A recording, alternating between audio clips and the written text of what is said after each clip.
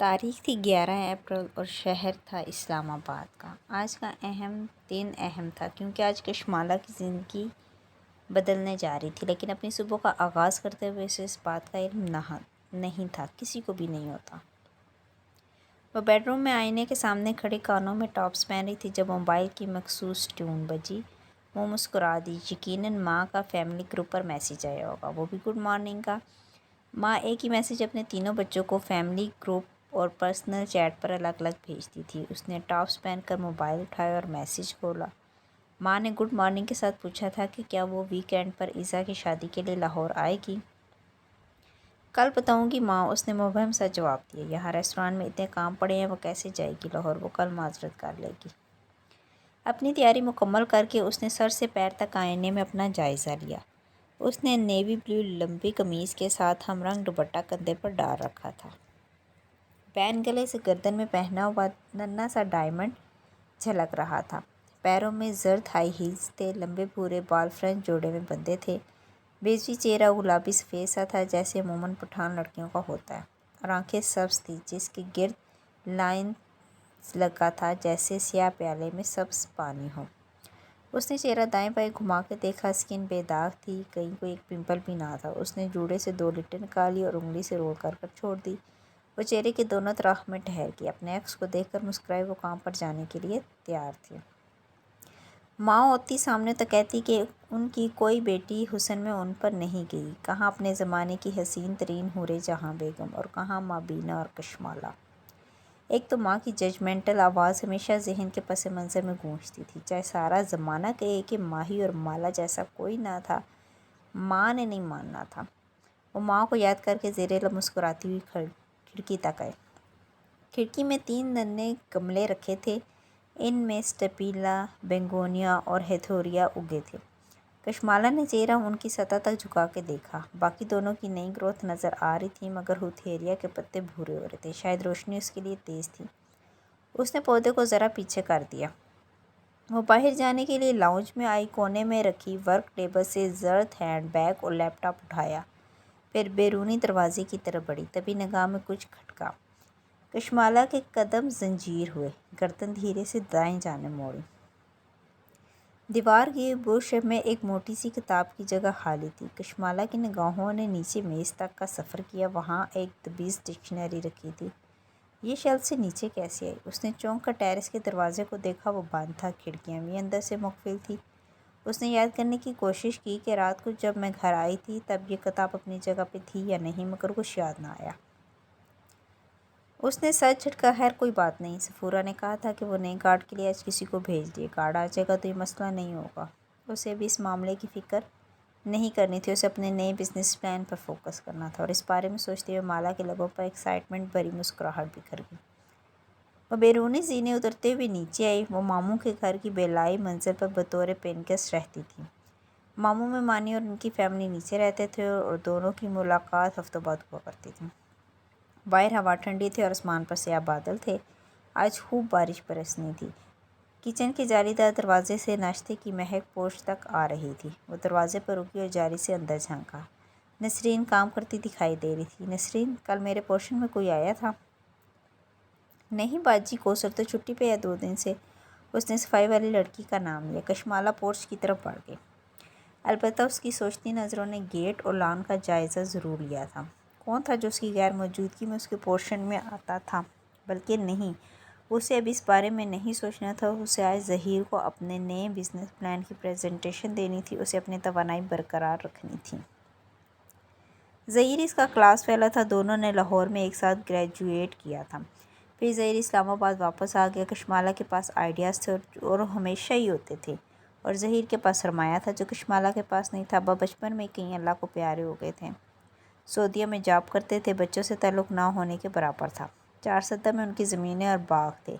ابا کی وفات کے بعد بھی ماں نے کبھی نوکری نہیں کی، صرف حساب کتاب کیے، زمینوں اور ٹھیکوں کے رجسٹر سنبھالے، لیکن اپنے تینوں بچوں کو ایک اچھی زندگی اور اعلیٰ تعلیم فراہم کر دی۔ ماہی آرکیٹیکٹ تھی، موئی ڈاکٹر بن چکا تھا، اور کشمالہ کو ہمیشہ سے اپنا کام کرنے کا شوق تھا۔ لیکن 5 سال پہلے جب اس نے اپنا کام شروع کرنے کا سوچا تو اس کے پاس سرمایہ نہیں تھا۔ ان دنوں ماں کو بھی بینا یعنی ماہی کی شادی کرنی تھی۔ گو کہ ماہی اس سے چھوٹی تھی، لیکن اس کی عباد سے منگنی برسوں سے طے تھی۔ عباد اس کی سگی خالہ کا بیٹا تھا۔ کشمالہ ان حالات میں ماں سے یہ بوجھ نہیں ڈال سکتی تھی، سو اس کو ظہیر کی انویسٹمنٹ کی ضرورت تھی۔ یوں 5 برس پہلے ظہیر اور اس نے مل کر ایک بزنس کی بنیاد رکھی۔ ظہیر کی انویسٹمنٹ اور مالا کے آئیڈیاز اور محنت اس وقت جو ناممکن لگتا تھا، وہ 5 برس بعد شہر کے معروف اور ایلیٹ ریسٹورانٹس میں شمار ہونے لگا۔ روشن کے لیے اس نے 5 برس پہلے لاہور چھوڑ دیا تھا۔ ماں اس فیصلے سے خوش نہیں تھی، لیکن انہوں نے کبھی منع نہیں کیا، ہمیشہ ساتھ دیا۔ محیط میڈیکل پڑھ رہا تھا اور ماں کے ساتھ ہوتا تھا، پھر ماہی اور عباد بھی اسی کالونی میں رہتے تھے، یوں ماں کو اس کی ضرورت نہ تھی۔ 1 سال پہلے عباد کی کینیڈا میں جاب لگی تھی، پہلے وہ گیا، پھر 6 ماہ پہلے ماہی بھی کینیڈا چلی گئی تھی۔ ماں کے پاس صرف محیط تھا جو سرجری میں ٹریننگ کر رہا تھا۔ ایک احساس ہوتا تھا کہ ماں خطرے اکیلی ہو گئی ہوگی۔ وہ سوچتی بھی تھی کہ ہر دوسرے ویکینڈ پر لاہور جایا کرے گی، لیکن لاہور جاتے جاتے اسے 1 ڈیڑھ ماہ گزر جایا کرتا تھا، اور اب وہ اوشن کے لیے ایک نئے بزنس پلان پر کام کر رہی تھی۔ اب تو شاید وہ 6 ماہ بعد لاہور جا سکے گی۔ یہ نیا آئیڈیا اسے چند ہفتے قبل آیا تھا۔ اوشن کے پیچھے کچھ جگہ خالی تھی جو ظہیر کی ملکیت تھی۔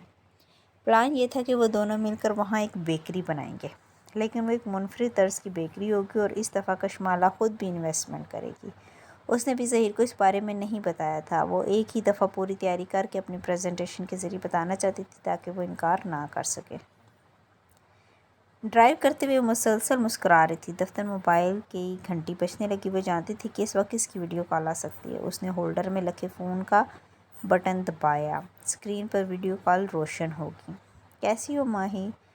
ہمیشہ کی طرح خوبصورت، ماہی کی چہکتی ہوئی آواز سنائی دی۔ مالا نے اسٹیئرنگ گھماتے ہوئے مسکرا کے موبائل اسکرین کو دیکھا۔ وہاں ماہی نظر آ رہی تھی۔ کینیڈا میں اس وقت رات تھی۔ ماہی کچن کاؤنٹر کے پیچھے کھڑی جوسر کے جگ سے جوس گلاس میں اونڈے رہی تھی۔ گوری رنگت، گلابی گال اور بھوری آنکھوں والی ماہی ایک کیوٹ سی پٹھان لڑکی تھی۔ بال چھوٹے اور باب سٹائل میں کٹے تھے، ایک طرف سے کان کے پیچھے اڑسے ہوئے تھے اور دوسری طرف گال پر آگے کو گرتے ہوئے۔ یہ ماہی کا سگنیچر ہیئر کٹ تھا جس کو وہ کبھی نہیں بدلتی تھی۔ تم نے ظہیر کو اپنا بزنس پلان دکھانا ہے نا آج، سوچا تمہیں وش کر دوں، ماہی جگ سے گلاس میں جوس اونڈیلتے ہوئے کہہ رہی تھی۔ تھینک یو ماہی، اور تم ٹھیک ہو، اپنا خیال رکھتی ہو نا؟ مجھے چھوڑو، ظہیر کا بتاؤ وہ مان جائے گا نا؟ ماہی کچن اسٹول پہ بیٹھی کونیاں کاؤنٹر پر رکھے اور جوس کا گلاس کونیوں کے درمیان رکھا، پھر اسٹرا ہونٹوں کے بیچ ڈال کر ہونٹ بھرا۔ وہ بزنس مین اتنے اچھے آئیڈیاز کو نہ نہیں کہے گا۔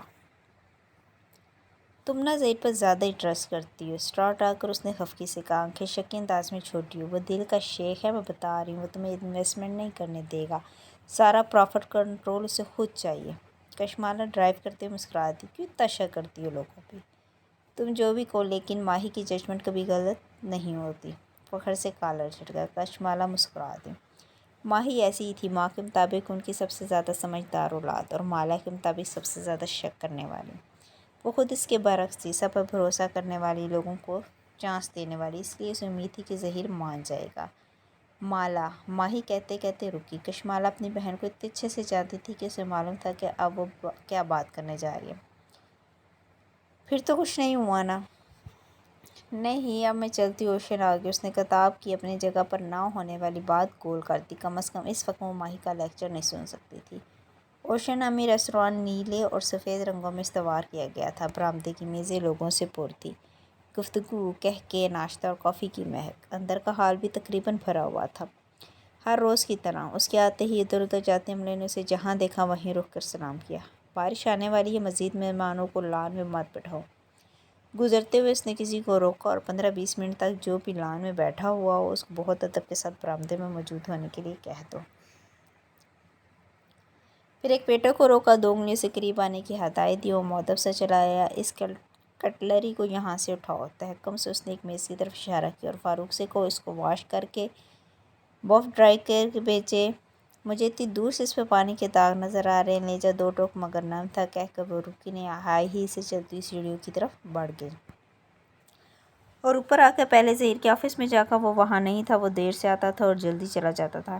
خیر ہے، وہ اس کا انتظار کر لے گی۔ پھر وہ اپنے آفس میں آئی جہاں سائقہ پانی کی ٹھنڈی بوتل اور اس کی کافی رکھ رہی تھی۔ Thank you Saiqa. وہ مسکرا کر اپنی سیٹ کی طرف آئی۔ اس کا آفس چھوٹا تھا، آفس ٹیبل پر کھڑکی سے سیدھی دھوپ پڑتی تھی، وہاں کیکٹس کا ننھا سا سفید گملہ رکھا تھا۔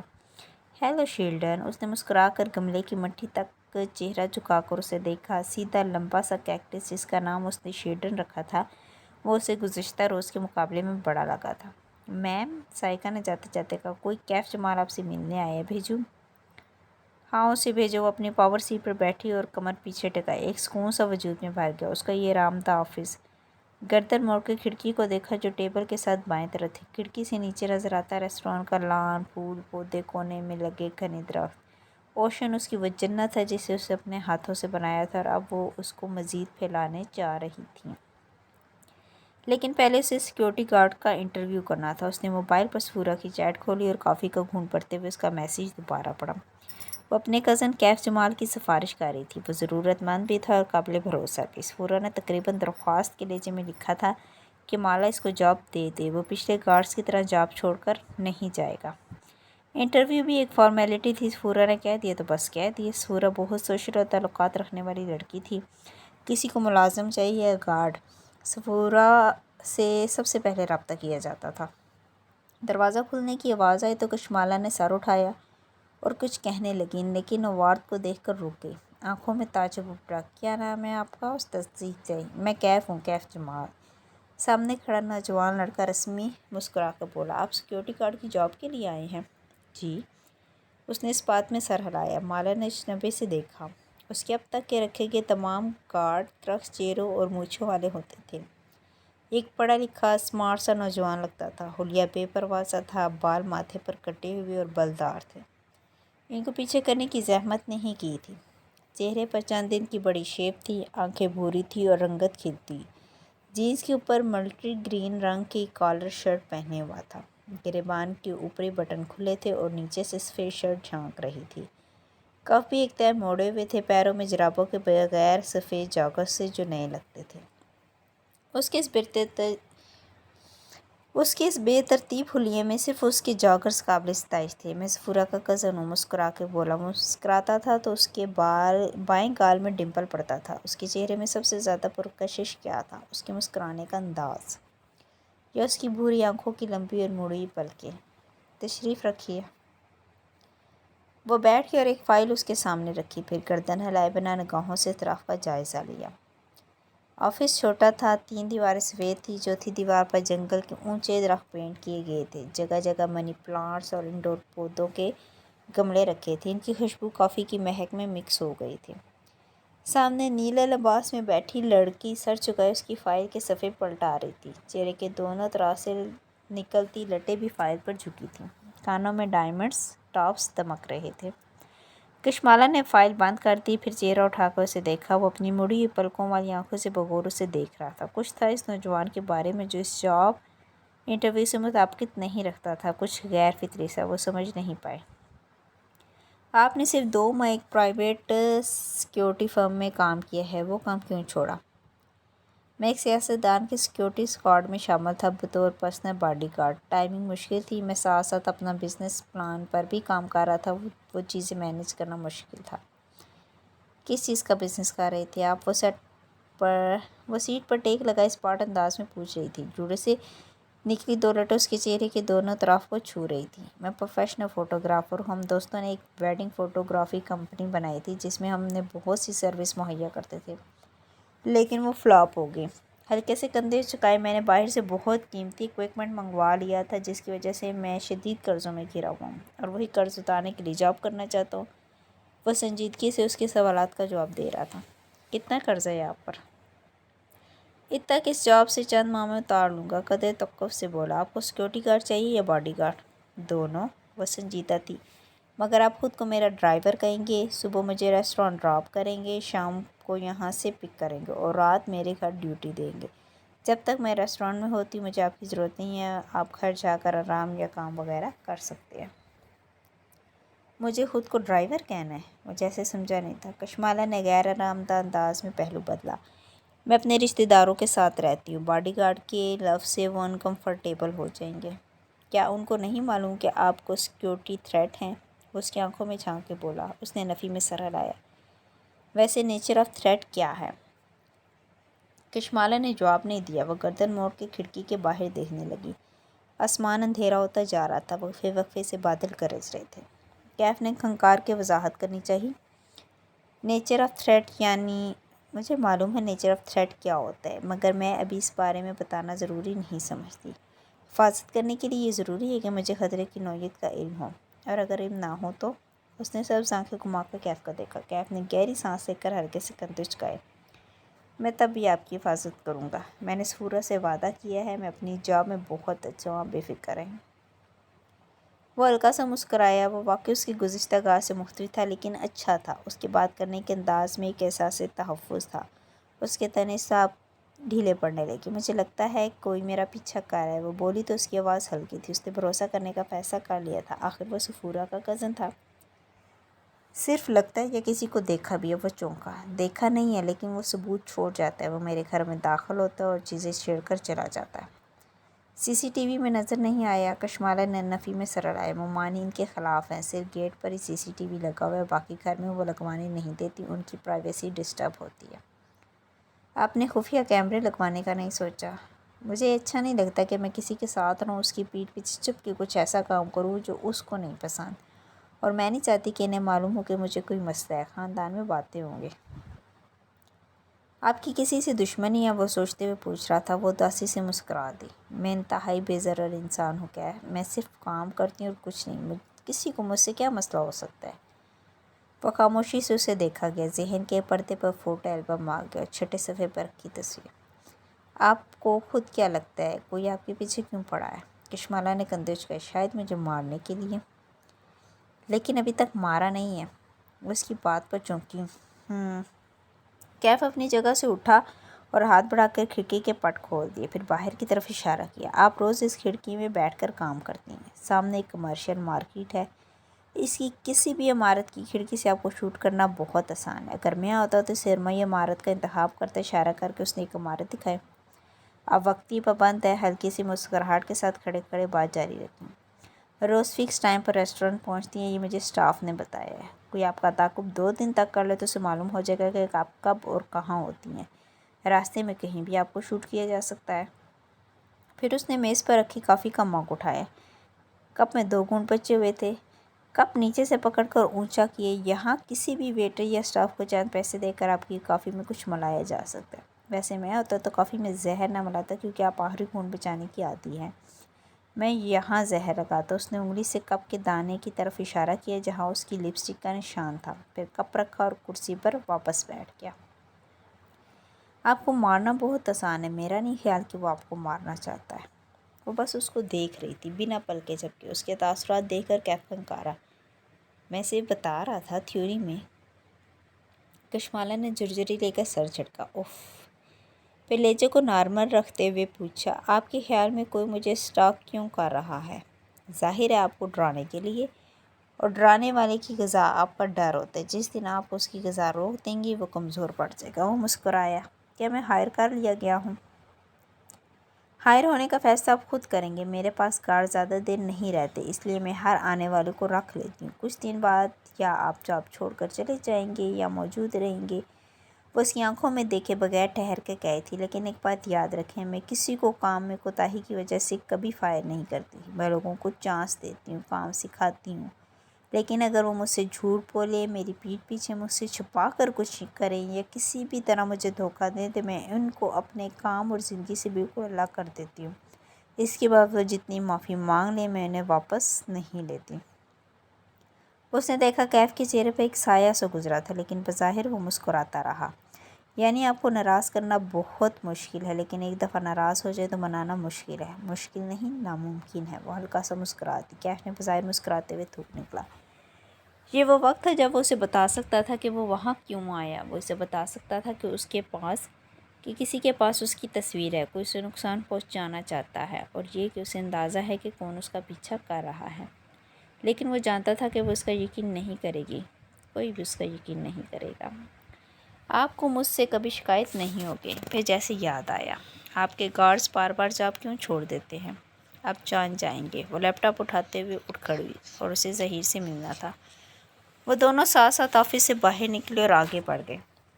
اور وہ وہیں رک کر موبائل کے بٹن دبانے لگا۔ وائٹ ہیئر نام کی چیٹ نکالی۔ اس نے مجھے ہائر کر لیا ہے۔ یہ تو بہت آسان تھا۔ اس کی انگلیاں ٹائپ کر رہی تھی۔ ظہیر کا آفس ٹیرس کی دوسری جانب تھا۔ درمیان میں چند کرسیاں میز رکھی ہوئی تھی اور وہیں بیٹھ کے سفورہ کو کال ملائی۔ میں نے تمہارے کزن کو ہائر کر لیا ہے۔ گردن اٹھا کے آسمان کو دیکھا۔ سیاہ بادل دور دور سے اس کے سر پر اکٹھے ہو رہے تھے۔ لگتا تھا آج برس برس کے اوشن کو بہا کر لے جائیں گے۔ گڈ، سفورہ اپنے مخصوص انداز میں بولی۔ اچھا سنو، وہ کوئی غلطی کرے تو اس کو ایسے ہی ٹریٹ کرنا جیسے باقی ملازمین کو کرتی ہو۔ میرا کزن ہونے کا ناجائز فائدہ نہ اٹھانے دینا۔ اس کو بزنس کا شوق ہے لیکن وہ کبھی ترقی نہیں کرے گا۔ اس کے لیے بھی بہتر ہے کہ وہ تمہارے پاس نوکری کرتا رہے۔ اچھا مالا سنو، سفورہ ذرا توقف کیا۔ مالا بھی گردن اٹھائے آسمان کو دیکھ رہی تھی۔ آدھا ریسٹورانٹ اوپن ایئر تھا۔ بارش ان کے لیے اچھی ثابت نہیں ہوتی تھی۔ میں نے سنا ہے ظہیر نے اوشن کو بیچ دیا ہے۔ بجلی زور کی چمکی عین اس کے سر کے اوپر۔ کیا؟ بادل اتنے زور سے گرجے کہ زمین دہل گئی۔ ایوب بتا رہا تھا کہ ظہیر نے کسی لبنانی فوڈ چین کو اوشن بیچ دی ہے۔ اس نے تمہیں اعتماد میں نہیں لیا؟ تمہیں کوئی غلط فہمی ہوئی ہوگی۔ ایسا نہیں ہو سکتا۔ وہ ایک دم کھڑی ہوئی۔ اسی پل بارش برسنے لگی جیسے اوپر سے کسی نے پانی کا تھال الٹ دیا ہو۔ وہ تیز تیز چلتی ظہیر کے آفس میں داخل ہوئی۔ اس کی ہیلز گیلے نشانوں کی قطار اپنے پیچھے چھوڑتی جا رہی تھی۔ ظہیر نے سر اٹھا کر دیکھا۔ مالا کے بال نم تھے اور چہرے پر پانی کے قطرے تھے۔ آواز اونچی تھی۔ میں کیا سن رہی ہوں؟ ہتھیلیاں میز کے کناروں پر رکھے ہوئے بنا پل کے جھپکائے اسے دیکھ رہی تھی۔ تم نے اوشن بیچ دیا ہے؟ غصہ نہیں تھا، بے یقینی تھی، حیرت تھی۔ آفس کی کھڑکی کے شیشے پر تڑ تڑ بوندیں برس رہی تھیں، گویا آسمان سے برستے پتھر ہوں اور ہر پتھر پر کسی کا نام لکھا ہو۔ ظہیر کو چند لمحے اسے دیکھتا رہا، پھر گردن موڑ کے کھڑکی کو دیکھنے لگا۔ ہاں، میں نے ایک لبنانی گروپ کے ساتھ ڈیل کی ہے۔ وہ چند لمحے ہل نہیں سکی، نہ پلک جھپک سکی، نہ سانس لیا۔ اس کے ذہن نے بات کو جذب بھی نہیں کیا تھا۔ تم نے کیا کیا ہے؟ میز سے ہاتھ اٹھائے سیدھی کھڑی ہوئی۔ میرے کچھ ذاتی مسئلے چل رہے، مجھے پیسے چاہیے تھے، سوری میں تمہیں پہلے بتا نہیں سکا۔ پیچھے دروازہ کھلنے کی آواز آئی، ساتھ ہی شناسا مردانہ آواز، باس، آپ کا فون باہر گرا تھا، مسلسل بجے جا رہا تھا۔ کہنے والا خود ہی خاموش ہو گیا، آگے آیا اور میز پر کشمالہ کا فون رکھ کر واپس ہو گیا۔ تم مجھے بتائے بغیر ایسا کیسے کر سکتی ہو؟ وہ اسی طرح ظہیر کو بے یقینی سے دیکھ رہی تھی۔ کیونکہ انہوں نے اپنا سٹاف لانا ہے۔ مالا، میں ہر ایک کی ذمہ داری نہیں لے سکتا۔ سب اپنا کچھ نہ کچھ کر سکتے ہیں۔ وہ قدرے جھنجھلایا۔ میں نے کہا نا، مجھے پیسے چاہیے تھی، بہت ضروری۔ ظہیر، تم مجھے بتائے بغیر ایسے کیسے کر سکتے ہو؟ اس کو لگا اسے سانس نہیں آ رہا۔ میں کر سکتا ہوں، میں ریسٹورانٹ کا مالک ہوں۔ ہمارے درمیان کبھی کوئی ایسی بات طے نہیں ہوئی تھی جس سے یہ میرا حلف سلب ہو جائے گا۔ مالک؟ تم مالک ہو؟ ظہیر، میں نے یہ ریسٹورانٹ بنایا ہے تمہارے ساتھ، اپنے انہی ہاتھوں سے، اور تم نے 1 منٹ میں اس کو بیچ بھی دیا۔ اس نے خود کو بولتے سنا، تب کسی اڑتے تیر کی طرح ایک فکرہ ذہن میں پیوست ہو گیا۔ وہ اپنا سٹاف لائیں گے، اور تم یہ کہہ رہے ہو کہ میں اور ہمارا سٹاف، ہم سب جاب لیس ہو گئے ہیں۔ وہ 2 قدم پیچھے اور بے یقینی سے اسے دیکھا۔ ظہیر کے چہرے پر ملال ابھرا۔ مالا، تم اتنی قابل، اتنی ٹیلنٹڈ ہو، تمہیں کچھ بھی کر لو گی یار، میرا مسئلہ سمجھو۔ وہ کچھ اور بھی کہہ رہا تھا لیکن اسے کچھ سنائی نہیں دے رہا تھا۔ وہ ظہیر کے آفس سے نکلی تو ذہن شل تھا۔ اسے اپنے آفس جانے تک کے لیے ٹیرس عبور کرنا تھا۔ وہ قدم قدم آگے بڑھنے لگی۔ زرد جوتے مزید گیلے ہوتے گئے۔ اس نے ٹیرس کی دیوار پر ہاتھ پھیرا۔ یہ وال ٹائلز اس نے سلیکٹ کی تھی۔ گراف سٹرپس کتنے ملی میٹر رکھنی ہیں یہ اس نے طے کیا تھا۔ فال سیلنگ کا ڈیزائن، لائننگ کس طرز کی کرنی ہے، ریسٹورانٹ کا تھیم اور مینیو کیا ہوگا، یہ سب اس نے طے کیا تھا۔ ہر شے پہ ظہیر کا پیسہ اور کشمالہ مبین کے 5 سال لگے تھے۔ ایک دم قطروں کا راستہ رک گیا۔ کشمالہ نے چونک کر گردن موڑی۔ پانی کی بوچھاڑ کے پار وہ بھوری آنکھوں والا نوجوان بازو لمبا کر کے اس کے اوپر چھتری تانے ہوئے تھا۔ اب بھیگ رہی ہیں۔ وہ فکر مندی سے اسے دیکھ رہا تھا۔ کشمالہ چند ثانیے اس کا چہرہ تکتی رہی، پھر مڑ گئی۔ ابھی ذہن کے اندر کوئی منظر جذب نہیں ہو رہا تھا۔ اسے جلد سے جلد کھلی فضا میں واپس جانا تھا، اوشن سے دور، ظہیر سے دور، سب سے دور۔